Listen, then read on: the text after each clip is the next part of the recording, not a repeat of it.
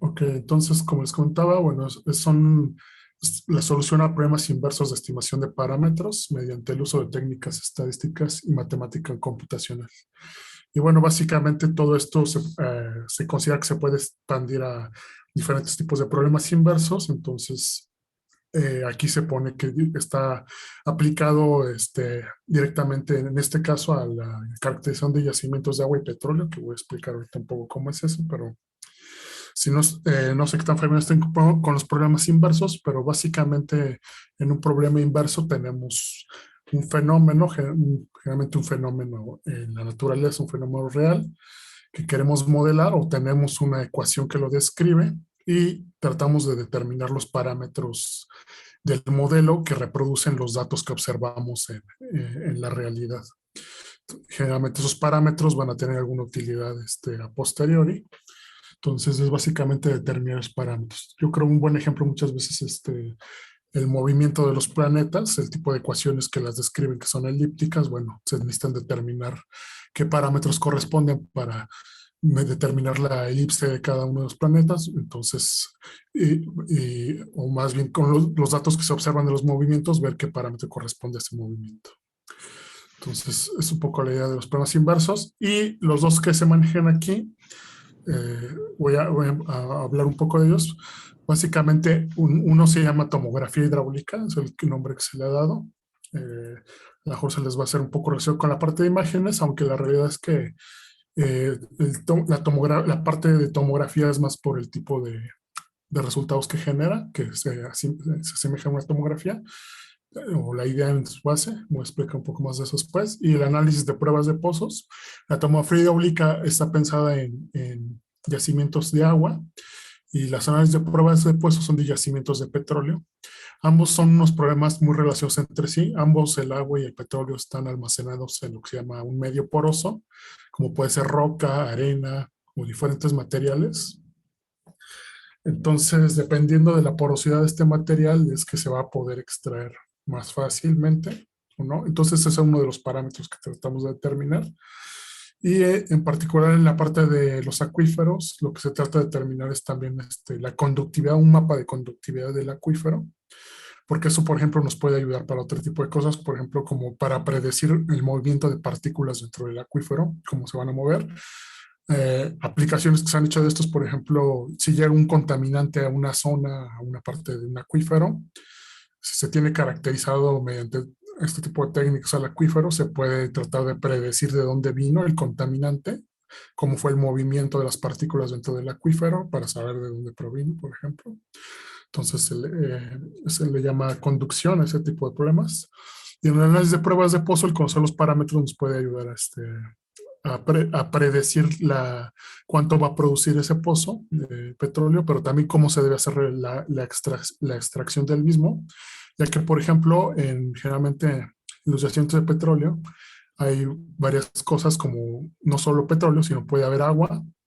Entonces, si se extrae demasiado rápido, si no se está considerando ciertas características del pozo y se extrae muy rápido, se podrían combinar mucho ambos medios, y después sería muy costoso el separar ambos. Entonces, ambos, el petróleo o otras cosas que haya en el yacimiento. Entonces, por eso también es importante caracterizar esos parámetros, porque nos ayuda a saber la tasa de extracción que se puede tener y cuántos años, por ejemplo, va a estar produciendo y cosas de ese estilo. Y bueno, para ambos problemas, ahorita ya se verá, pero ambos problemas usan en los datos para determinar adecuadamente los parámetros, usan la derivada, y por ello el ruido en los datos es un gran problema. Entonces es un problema que también se aborda aparte. Y bueno, básicamente este proyecto generó 4 artículos, 2 sobre tomografía hidráulica, uno sobre las pruebas de pozo y uno sobre la parte del ruido. Entonces, bueno, incluye muchos de los problemas que se observan generalmente en problemas inversos, que es la precisión de las estimaciones, el tiempo de cómputo también se va a ver, que aparecen óptimos locales durante la optimización. Muchas veces tenemos escasa sensibilidad en alguno de los parámetros del modelo, hay ruido. También muchas veces nos enfrentamos a la escasez de datos y al alto número de parámetros estimados. Entonces, la escasez de datos también es una cuestión muy importante que se debe tener en cuenta. O sea, debe ser eficiente con pocos datos. ya que generalmente en muchos de estos problemas cuesta dinero estimar o obtener los datos, entonces es importante. Por ejemplo, en las pruebas de pozo se tiene que detener la producción para medir la presión, cómo se cambia en el pozo, y todos esos días que se cierra el pozo, bueno, está produciendo. O en la parte de los acuíferos se tiene que medir la presión en diferentes zonas del acuífero, y bueno, eso también es trabajo y equipo que es necesario y que también cuesta dinero. Y bueno, básicamente en todas estas cosas se realiza una metodología ad hoc al problema, pero tomando en cuenta sus características. Entonces las voy a empezar a mostrar con la parte de tomografía hidráulica. Básicamente es uno de los métodos más robustos para la calculación de la heterogeneidad de los parámetros hidráulicos, la que se llama conductividad hidráulica, es uno de estos métodos. Y bueno, yo creo que va a ser más fácil ponerlo directamente con un ejemplo. Aquí tenemos una caja de arena, este es un experimento de laboratorio, y muestra diferentes capas de materiales, de tierras, digamos, arenas, con diferentes porosidades, diferente tamaño de, digamos, de partículas. Entonces, eso influye en la conductividad, y también la heterogeneidad del medio influye en cómo va a ser esta conductividad. Entonces, en este caso, que es una caja de arena con un cristal, se pueden ver las diferentes capas y están nombradas. En el artículo incluso se ponen los materiales y la conductividad asociada generalmente a ese material. La conductividad es qué tan fácil deja fluir el agua a través del medio, en este caso. Y bueno, y lo que ven arriba es un diagrama de cómo había diferentes sensores que medían la presión de agua en la parte de la caja. Y eso nos va a ayudar a solucionar el problema. Básicamente lo que se hace es que en diferentes zonas se bombea agua, se extrae o se inyecta agua, y se ve el cambio de presión y cuánto toma a lo largo del tiempo. Cuando hay dos tipos de problemas, que si uno está también tomando en cuenta el tiempo, cómo va cambiando la presión, y cuando ya está estable, que es el que se está manejando en este caso, es cuando ya se estabilizó la presión en los diferentes puntos.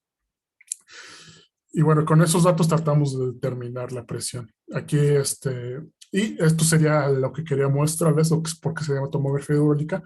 Al final terminamos con un mapa, como que se está viendo de color, que determina las zonas de conductividad según el método del problema inverso, que nos dice, nos genera este mapa. Y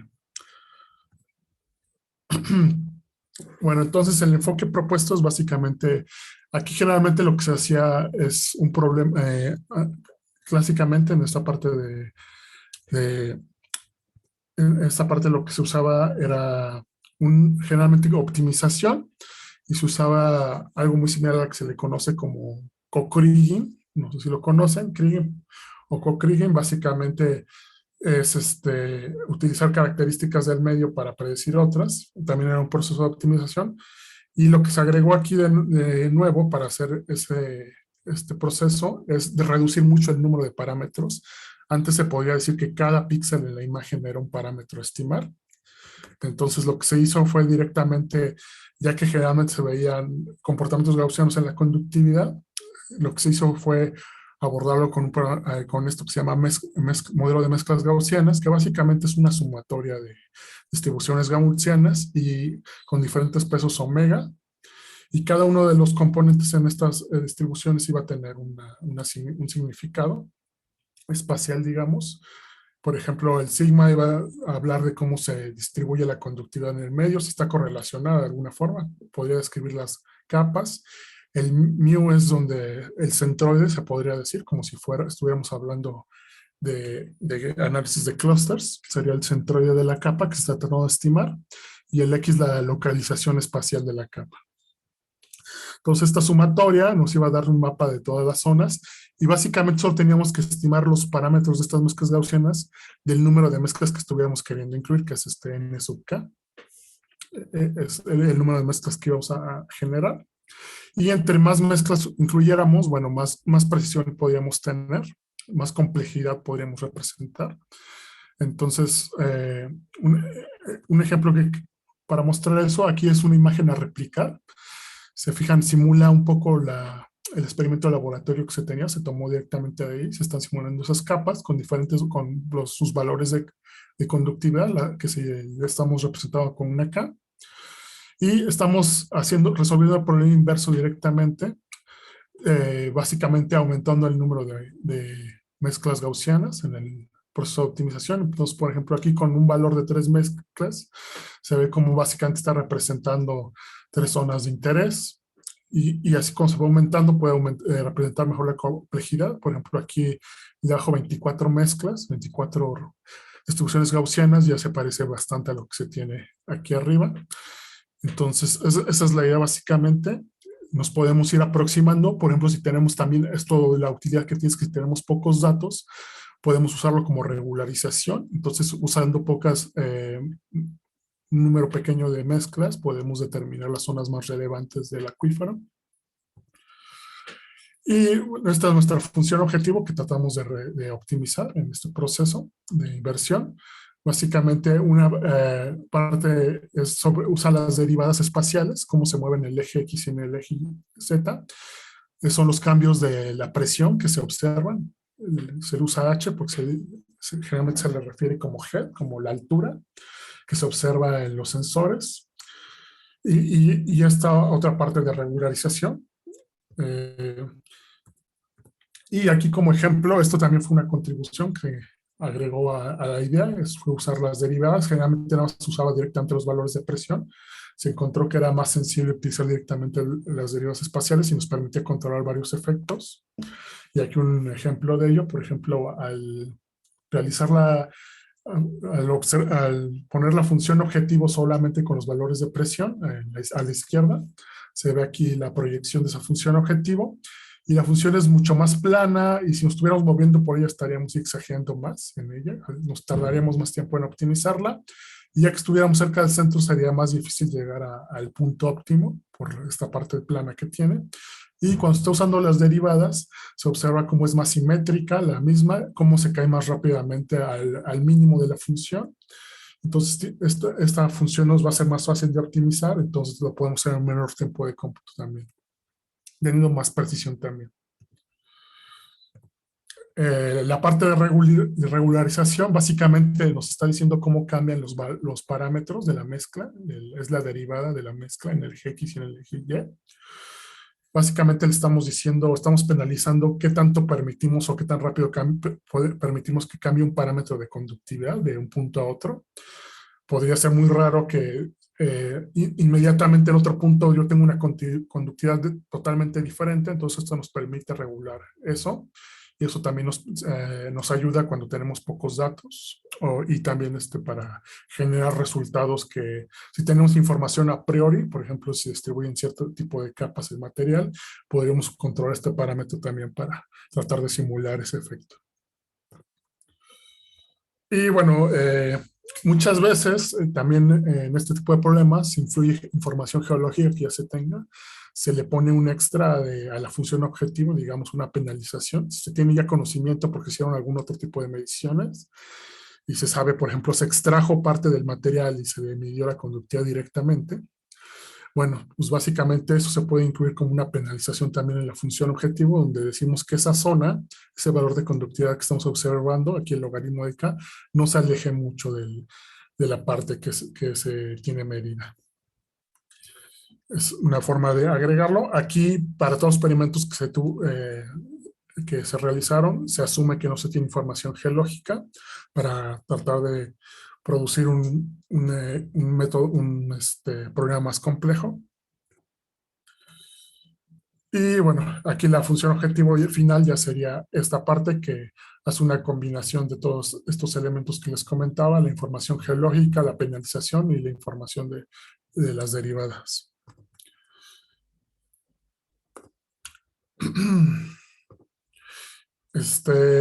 Y otro extra que se incluyó en este proyecto es que nos dimos cuenta también que se podía generar un mapa de certidumbre de nuestras estimaciones. Básicamente, como tenemos un problema inverso que puede haber múltiples óptimos locales, al empezar de diferentes puntos iniciales, bueno, esa información también nos es útil. Para alcanzar el óptimo global se usó un enfoque de multi-start, es decir, empezar con múltiples soluciones iniciales. Y aunque se podría usar una optimización, un optimizador global, esto se le vio que tenía algo que era muy ventajoso, el usar el multi-start, que básicamente, como íbamos a terminar con diferentes soluciones, sí nos íbamos a quedar con la mejor al final, pero estas soluciones las podíamos combinar para ver en qué partes del acuífero todas nuestras estimaciones eran consistentes y en cuáles variaban más, y así tener un mapa de certidumbre de nuestras estimaciones. A este mapa le llamábamos el campo de Bayes por esta información que simula un poco el conocimiento a priori o la incertidumbre de la zona. Y bueno, se realizaron múltiples experimentos sintéticos, básicamente se hicieron variantes, fueron 1000 experimentos, variando los parámetros de conductividad. El mapa de conductividad básicamente se generaba aleatoriamente. Y se hicieron variantes de cada uno de estos con 1 a 4 pruebas de bombeo, es decir, que se está bombeando agua dentro del acuífero, perdón, fuera del acuífero.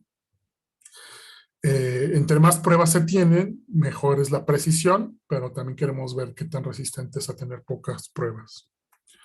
Entonces aquí una muestra de uno de estos campos sintéticos que generan con los valores de la conductividad. Pueden ver que es altamente complejo y es lo que se quiere tratar de estimar. Y cómo medimos el error, básicamente de cómo nos equivocamos en los parámetros de cada uno de los valores, es básicamente el error cuadrático medio dividido entre la varianza, porque la varianza de la conductividad nos está hablando de qué tan complejo es el mapa a reproducir, que es una de las grandes problemáticas de los algoritmos ya existentes, que mapas muy complejos de conductividad tenían mucha dificultad, entonces está tomando en consideración eso.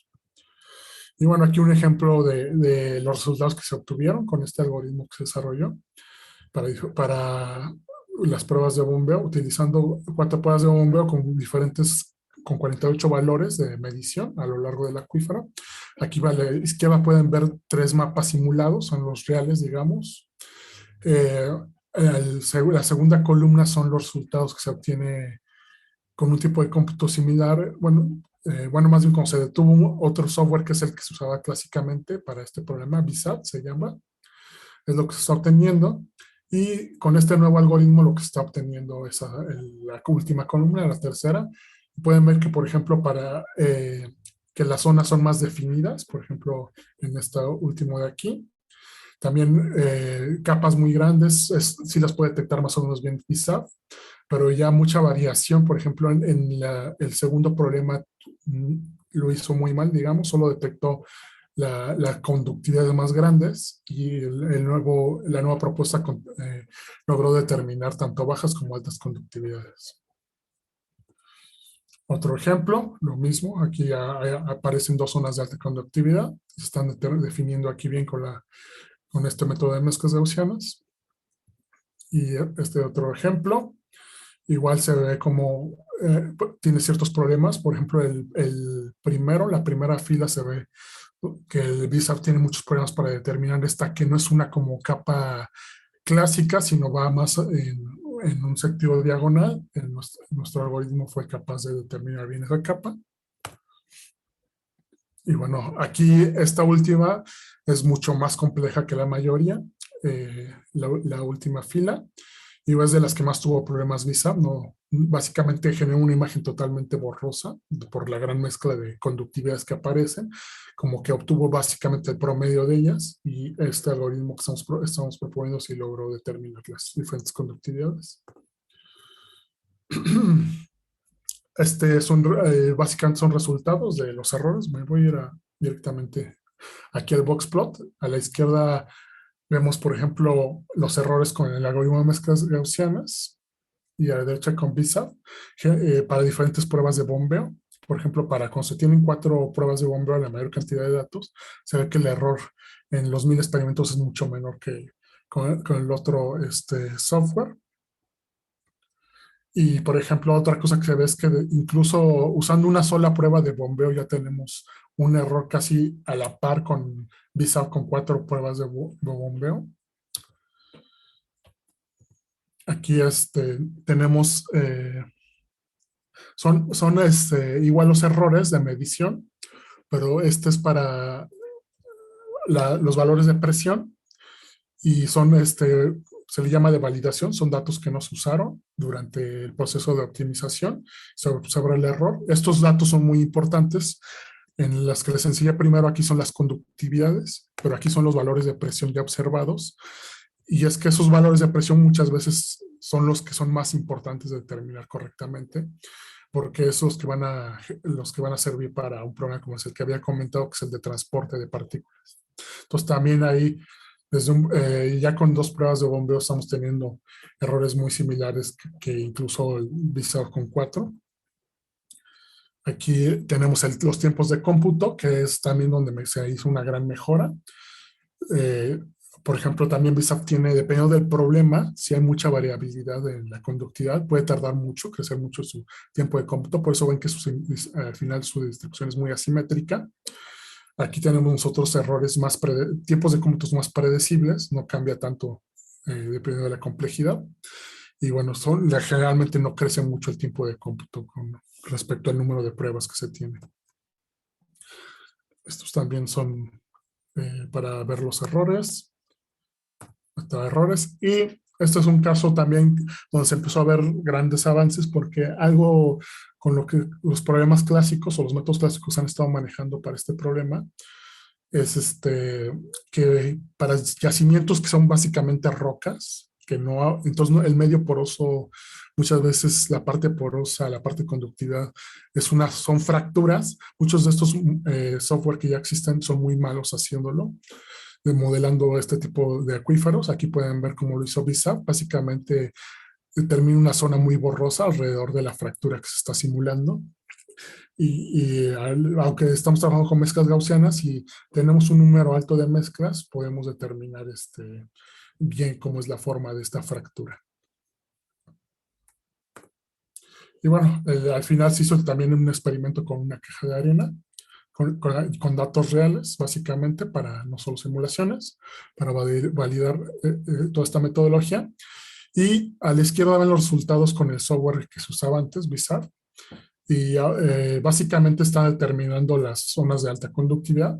Y el método que estamos proponiendo logró encontrar esta capa, la 14, no, pero la 13, que no lograba detectar VISAR. Entonces se ve cómo está haciendo lo mejor también en ese sentido. Es una capa de alta conductividad que antes no se detectaba. Y bueno, básicamente los resultados más importantes es que se logró un error menor que VISAR con 2 pruebas de bombeo en lugar de 4 y incluso un 20% del tiempo de cómputo. O sea, se mejoraron ambos. Es menor error, menor necesidad de datos y menor tiempo de cómputo. Y bueno, los tiempos de cómputo también son más predecibles, independiente de la naturaleza del problema. Ya en un problema, esto solo se ha modelado en steady state, lo que se llama steady state, cuando ya se estabilizó, pero ya cuando no sé cómo sea en español, transient, cuando se miden los datos a lo largo del tiempo y es un caso 3D, este tipo de problemas puede tomar días de cómputo. Todavía no se ha llegado a esta parte del software, a ya manejar este tipo de problemas, todavía sigue siendo 2D y steady state. Pero bueno, viendo simplemente estos resultados, creemos que podría mejorar también mucho en ese tipo de acuíferos. Bueno, esos fueron los resultados que se tuvieron para ese problema inverso. Y para las pruebas de análisis de pruebas de pozo, bueno, como les había comentado, básicamente la idea es igual generar un algoritmo ad hoc de optimización o un método ad hoc para el problema. Y en los problemas del análisis automatizado de pruebas de pozo, lo que se tiene básicamente es que se tiene en un yacimiento de pozo, se tiene un pozo donde se está midiendo la presión, se cierra el pozo y se ve cómo cambia la presión a lo largo del tiempo. Ese sí es un problema de transient. Y básicamente hay que reproducir esos valores de presión variando los parámetros del modelo. Por ejemplo, estas son las ecuaciones diferenciales de este modelo, que estamos manejando también un modelo que es mucho más complejo que los que manejan típicamente ya en los software incluso comerciales. Los software comerciales han estado tratando de entrar este problema, pero han tenido bastante problema con la parte de optimización por el alto número de parámetros. Nosotros estamos manejando un modelo que se llama de triple porosidad. Básicamente estamos modelando tres medios porosos que se llama uno fracturas, búbulos, que son como cavidades, y matriz, que es como los poros pequeños del propio medio. Y son los que se determinan, tratan de determinar sus parámetros y cómo están conectados entre sí. Eh, por ejemplo, los parámetros omega son las conductividades, digamos, de cada uno de estos medios, matriz, búbulos y fracturas. Los parámetros dan cómo están conectados entre sí, entonces son de los parámetros más importantes que tratamos de determinar.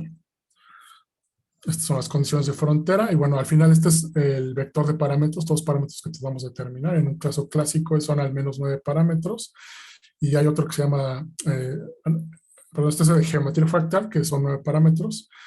También es otra incorporación que se incluyó al modelo. Muchas veces no se usa geometría euclidiana en este tipo de modelos.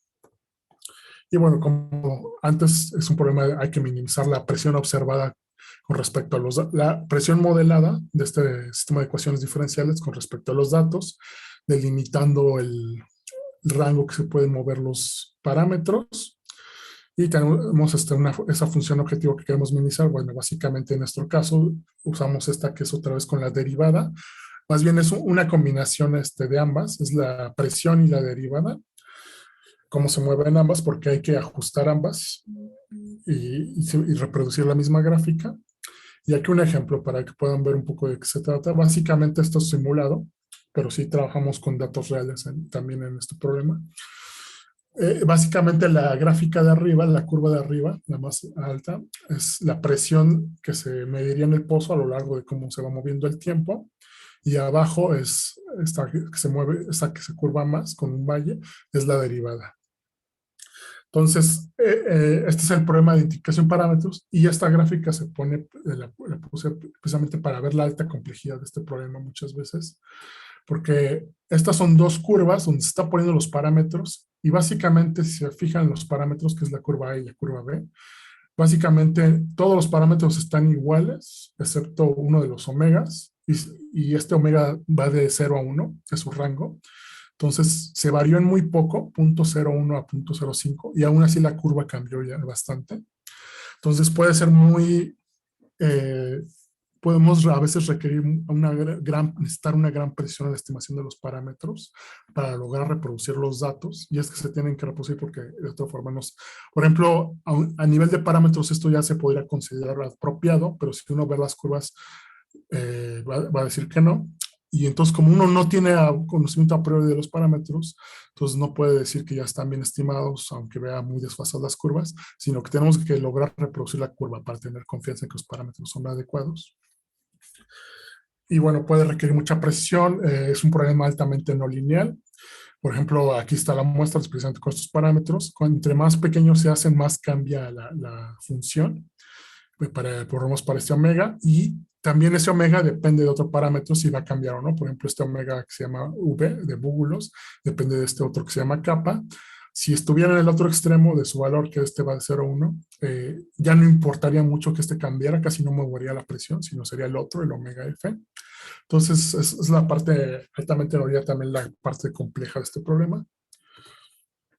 Y lo que vamos a tratar de hacer es determinar, hacer una sensibilidad de todos los parámetros para generar un algoritmo de optimización ad hoc al problema que le dé pesos y determine en qué puntos es más óptimo determinar cada parámetro, con qué datos. Y aquí un ejemplo de esto que estamos haciendo. Estas básicamente son dos funciones objetivo.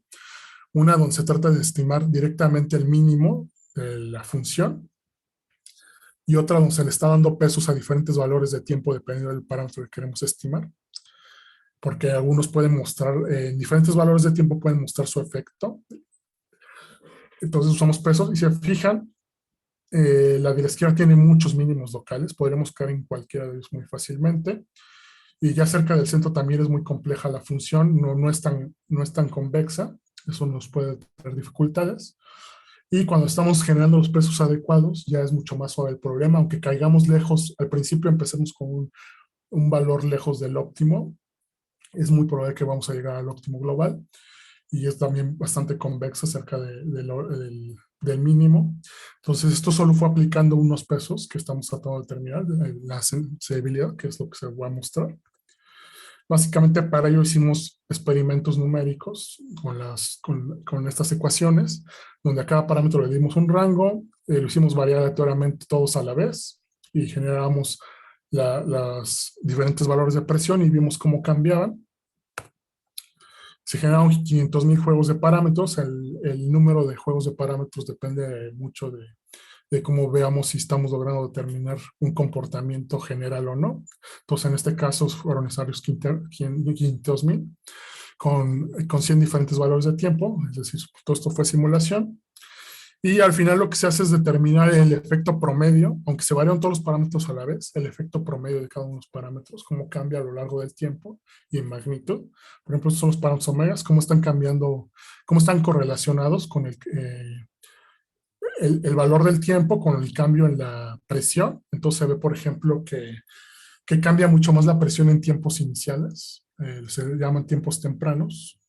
Esa primera parte que cambia mucho más es más grande la correlación con la presión, entonces nos va a ser más fácil, esto nos está diciendo que nos va a ser más fácil determinar estos parámetros muy al principio, porque entonces tenemos que dar un peso que vaya decayendo con respecto al tiempo, por ejemplo, un peso que caiga logarítmicamente.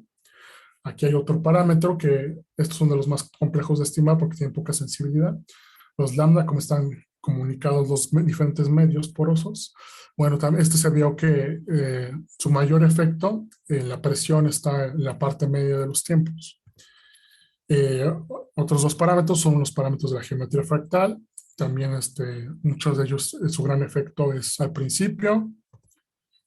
Estos también son al principio. Otros dos parámetros, el de masking y almacenamiento. Y bueno, aquí están todos a la vez. Entonces, básicamente con eso, aquí también se está viendo la magnitud de cómo cambia, cómo están tan correlacionados los cambios de presión. Esto lo que nos dice, entre más grande el valor, es el parámetro que va a ser más fácil de estimar porque cambia demasiado al valor de la presión o al valor de la función objetivo, como queramos ver. Entonces, esos parámetros van a ser triviales de estimar porque su efecto es muy grande en la función que estamos observando, y los que están más cerca del cero son los parámetros que más trabajo nos van a costar porque el cambio que generan es muy pequeño. Entonces ya también esto ya nos está dando información de con cuáles vamos a tener más problemas y en cuáles vamos a tener que invertir más tiempo. Y eso también es muy importante porque nos dice también la magnitud del cambio. Por ejemplo, si yo estoy tratando de estimar los parámetros menos sensibles, que son los lambdas, a la vez que estoy tratando de estimar estos muy sensibles, un cambio muy ligero en este parámetro, el CD, que es de los más grandes, se va a comer el efecto básicamente de los lambda. O sea, va a ser mucho mayor el cambio que va a generar que el propio cambio que puede generar total el lambda. Entonces, básicamente con eso también estamos obteniendo información que nos dice, si yo quiero estimar estos de aquí, yo debo de fijar estos que tienen ya mucho efecto, porque si no me van a generar mucho ruido el moverlos también a la vez que los otros, y no voy a poder estimar estos otros que tienen menos efecto. Y a la vez también, como estos influyen tanto en el óptimo de la solución, en la función objetivo, creo que prácticamente aunque yo no tenga bien ya estos parámetros, los de menos sensibles, los voy a poder determinar bien estos otros. Es decir, podría casi empezar con un valor aleatorio de los menos sensibles y voy a lograr estimar bien los más sensibles. Entonces eso es muy importante porque nos va a permitir también ir haciendo una optimización ordenada, digamos, que vamos pudiendo apagar parámetros que ya no movemos cuando queremos estimar los menos sensibles. Esta es una de cómo influyen a lo largo del tiempo, cómo el parámetro cambia, la función objetivo con respecto al valor del tiempo. Entonces también nos dice en qué valor de tiempo nos va a ser más fácil estimar cada uno de los parámetros, y eso entonces darle más peso a esa zona. Y bueno, con toda esta información, básicamente generamos también otros experimentos donde ya queremos estimar no solo la sensibilidad con el tiempo, sino ahora la del parámetro y su valor, cómo el valor del parámetro cambia la presión, digamos, o la función objetivo. Para esto fue necesario todavía más evaluaciones de la función. Fueron 36 millones de evaluaciones necesarias para tener un comportamiento estable o una tendencia general. Aquí, por ejemplo, se ve cómo afecta en promedio el cambio de los parámetros omega. Entonces, lo que les comentaba antes, por ejemplo, se puede ver que cuando me estoy acercando mucho a un valor extremo, por ejemplo, a la de abajo, omega B, si me estoy acercando mucho al 1, empieza a cambiar mucho la presión, la función objetivo o la presión, como se quiera ver. Entonces, básicamente nos está diciendo dos cosas, que este parámetro, cuando nos movemos a través de la función objetivo, cuando estamos tratando de optimizar, deberíamos, digamos, tener mayor densidad de puntos aquí, al final, que cuando lo tenemos aquí, porque básicamente aquí los cambios que generan son muy pocos, entonces los pasos de, cuando estamos tratando de optimizar aquí no tiene sentido hacerlos muy pequeños, pero sí tiene mucho sentido hacerlos muy pequeños al final. Entonces también nos está diciendo la parte no lineal del parámetro, cómo debemos abordarla en el proceso de optimización. El otro parámetro que les decía que es muy poco sensible, el lambda, también nos estaba diciendo aquí dónde va a ser poco identificable. Básicamente, aquí lo que nos vamos a fijar, aunque es un cambio, digamos, porque es también un cambio en la presión, sería la segunda derivada. O sea, esta es la primera derivada. La segunda derivada es la que nos interesa porque aquí lo que nos dice es que este rango del valor del parámetro en promedio mueve casi igual a la presión. Entonces, ahí no vamos a poder identificar si el parámetro fue, por ejemplo, E a la menos 7 o E a la menos 8, porque básicamente ambos tienen el mismo efecto. Entonces, aquí, ya cuando estamos acercando a la menos 3, a la menos 4, el efecto va cambiando más drásticamente, entonces ahí va a ser más fácil diferenciarlos. Entonces, desde aquí nos está estimando, nos está prediciendo que vamos a tener más errores de estimación en esta zona de valores pequeños de parámetro que en la zona de grandes. Entonces, también nos está hablando de cuándo vamos a tener problemas de identificabilidad. Y esto también nos permitiría generar intervalos de confianza para los errores de estimación. Otro parámetro, básicamente es la misma idea de estos parámetros, estamos determinando qué tan sensibles son a ligeros cambios de parámetro y su forma si es lineal o no lineal. Entonces ya cuando se genera todo el análisis, ya sabemos cómo se van a comportar con estos parámetros, en dónde vamos a tener que generar mayor densidad de puntos para el proceso de optimización y básicamente dónde vamos a tener problemas de estimación. Y todo esto que les he contado, los pesos que se le va a dar por zona de tiempo, la medición del efecto, cuáles parámetros son más sensibles, generan un algoritmo de optimización ad hoc.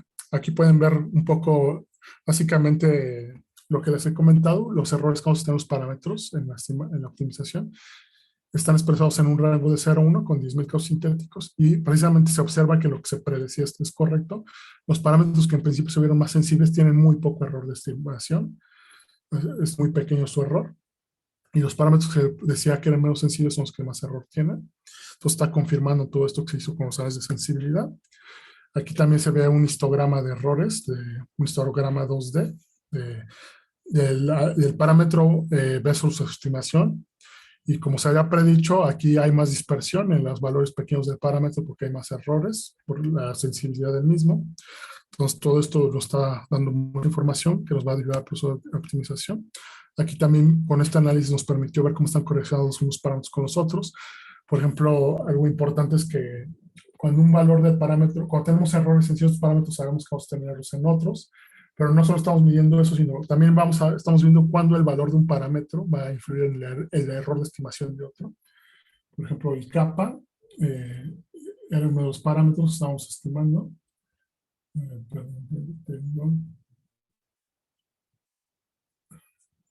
Omega. Y, bueno, y ese parámetro, cuando era grande, nos iba a dar errores de estimaciones en otros parámetros. Por ejemplo, estos errores también de los lambdas, que eran los que les decía que eran poco sensibles, nos está diciendo que el error va a ser grande cuando tengo un error cuando el valor del parámetro es grande, perdón, esta es inversamente correlacionado, cuando es pequeño, justamente lo que habíamos estado viendo. Entonces, todo eso nos está dando esa información que vamos a utilizar en un algoritmo de optimización ad hoc. Básicamente, este algoritmo lo que se hace es tomar en cuenta darle pesos a los tiempos donde cada parámetro es más sensible, hacer una optimización secuencial donde se va estimando parámetro por parámetro y luego es un proceso iterativo donde se regresa de nuevo a estimar el mismo parámetro. y apagando los parámetros que les decía que a veces son demasiado sensibles y van a afectar a la estimación de los menos sensibles. Y al final todo este proceso nos llevó a estos errores de estimación, que logramos errores mucho menores que otros algoritmos de optimización mucho más complejos que son de optimización global, por ejemplo, y nos permitió estimar en poco tiempo también. Eh, este es un caso real, por ejemplo, estos son los datos medidos en el pozo y se logró reproducir la curva y determinar todos los parámetros, ven abajo. Otro ejemplo. Entonces, el hacerlo correctamente, aquí me pasa que no lo tengo, pero hay un ejemplo donde, donde básicamente si no se tiene así correctamente, la curva puede parecer casi la misma, pero puede llevar a deducir cosas totalmente opuestas. Por ejemplo, este parámetro, uno de los parámetros que estaba trabajando el kappa, si se determina que la conductividad está en un medio y vemos que el almacenamiento, la capacidad de ese medio es grande, vamos a concluir que podemos extraer mucho, pero resulta que se puede generar casi la misma curva con el supuesto contrario. Entonces, básicamente podríamos tomar decisiones incorrectas si no se logra hacer bien este proceso. Y bueno, la última parte es esto que les comentaba, la reducción del ruido. Como estamos trabajando con derivadas, aquí el ruido es un problema muy grande. Nos puede llevar a soluciones muy diferentes, múltiples óptimos, básicamente, donde todos se ven como a ojo igual de buenos como soluciones, pero pueden llevar a conclusiones muy diferentes todos. Entonces, lo que se hizo aquí básicamente es una comparación de métodos y se sugirió uno nuevo. Se mide el error, directamente el error de la derivada. Me voy a pasar directamente un poco a los métodos. Una posibilidad era usar diferencias finitas en varios pasos para el cálculo de la derivada. Esta es una fórmula ya conocida para usando 9 puntos de la función. Y aquí lo que se hizo es generar igual 9 puntos, pero optimizando los pesos, no tomando directamente estos. Se usó splines también, donde se optimizan 3 casos de splines, básicamente, que es splines cúbicos. Un segundo caso donde utilizamos la optimización para determinar el valor óptimo de suavizamiento del spline, con un conjunto de entrenamiento y otro de validación. Y el tercer enfoque estamos utilizando lo que se llama splines de regresión, que básicamente es usar, aquí en los splines clásicos se usa una función cúbica. Aquí estamos usando una función de base que está relacionada al problema, que básicamente son los logaritmos del tiempo. Y el otro, que es el método que estuvo proponiendo aquí como nuevo, que le llamamos mezcla de curvas subóptimas. Básicamente la idea es que es muy similar al usar splines de regresión, pero las curvas que usamos como base para estos splines vienen del propio modelo que estamos tratando de optimizar. Hacemos pequeñas optimizaciones con muy pocas iteraciones para generar curvas que se parezcan solo un poco, y al final las vamos a combinar vamos a determinar los precios óptimos para tratar de reproducir los datos. Entonces eso nos va a dar curvas más consistentes con el problema en sí. Esa es la idea básicamente. Y bueno, aquí está un poco cómo se van a combinar estas curvas. Se va a agregar regularización también. Esto me lo voy a saltar un poquito para saltarme directamente un poco a los datos. Entonces aquí estamos midiendo directamente la mediana del error de varios experimentos. Parece que eran 1000 conjuntos de datos. Y básicamente es el logaritmo del error en base 10. Y básicamente la mezcla de curvas óptimas fue el que tuvo menor error en los propios datos. Pero al final nosotros todos estamos haciendo esto porque nos interesa estimar bien los parámetros. Entonces, algo que quiero que noten es, por ejemplo, que tenemos los splines clásicos, luego los splines con el parámetro optimizado, con los parámetros optimizados, y los splines de regresiones. Bueno, el spline de regresión tuvo un error menor que los splines clásicos, es lo que quería que se notara. Y todavía mucho menor el método que está proponiendo.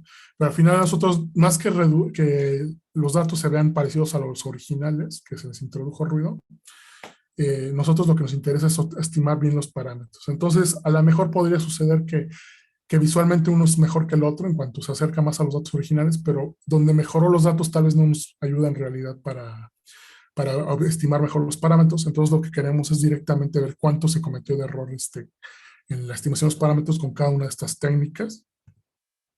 Entonces lo que se hizo es directamente, bueno, aquí antes de eso, aquí unos ejemplos de los datos con ruido que se generaron aleatorios en los 2000 conjuntos de datos y cómo clásicamente se determina la derivada y se ve cómo se tiene mucho ruido. Aquí en otro ejemplo con splines clásicos se ve que tiene problemas de oscilación cuando hay valles. Luego con los splines de regresión ese problema se redujo un poco, pero sigue apareciendo y esta mezcla de curvas óptimas ya no tuve prácticamente ese problema. Aquí, pues bueno, son varios ejemplos. Se puede ver cuestiones similares. Y esto es lo que les quería mostrar. Básicamente, al final, lo que nos interesa es cuánto error tenemos con la estimación de los parámetros con cada uno de los métodos. Y entonces, por ejemplo, aunque el splines de regresión fue mejor que en los splines clásicos, ya en la parte de la estimación de los parámetros parece que no ayudó en realidad. O sea, uno y el otro son muy similares. Es decir, las zonas donde habrá mejorado uno con el otro, que parecer fue donde fue ese valle, no ayuda en realidad tanto en la parte de estimación de los parámetros, pero el método propuesto de curvas subóptimas sí mejoró mucho la estimación de cada uno de los parámetros. El error se redujo mucho. Por ejemplo, aquí pueden ver que los datos con ruido tenía un 18% de error en los parámetros omega en general. Bajó a la mitad al usar los splines y luego bajó al 6% nada más con esto de un método propuesto. No lo encontré. Esto lo diseñamos nosotros, no se encontró en ningún otro lado y bueno, parece que está funcionando muy bien. Y bueno, básicamente en la mayoría de los parámetros se redujo. Tal vez en el que menos efecto se vio fue en los lambdas, que son los menos sensibles, pero en los demás todo mejoró mucho los resultados. Y bueno, eso básicamente, esa fue la parte, todo el trabajo que se realizó.